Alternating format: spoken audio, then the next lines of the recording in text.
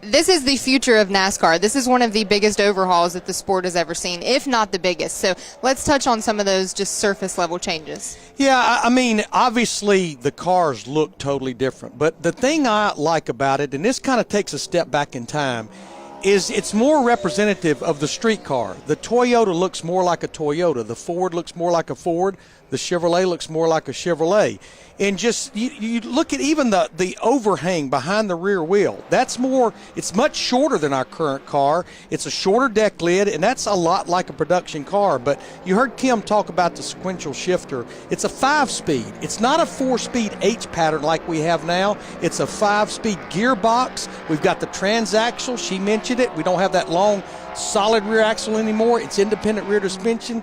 You know, I've been here since 1980, and we went through, I was telling you earlier, we went through a pretty major change from 1980 to 81. The cars got smaller, they got lighter, the bodies were totally different, but the components were the same. We still had all the same chassis components, they just got smaller. This is like a clean sheet of paper, and the thing about it, been working on it for over 2 years.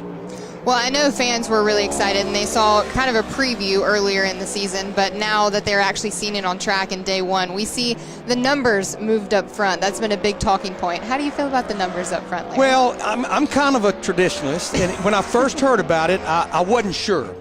But then now that I've seen it, Alex, it totally makes sense. You know, the one group that we have to take care of, no matter what we have to take care of these sponsors. And remember, I mentioned how much shorter the quarter panels are behind the rear tires. There's just not enough room to really put a sponsorship logo. So moving that number ahead, like you see right there on the 12 car, it gives them a lot more real estate to put that sponsor. But here's what I always say. When they go to Victory Lane, they all look good with champagne running down the side of them. That's right. That confetti looks the same whether the number is in the front, the middle, the back. We don't care.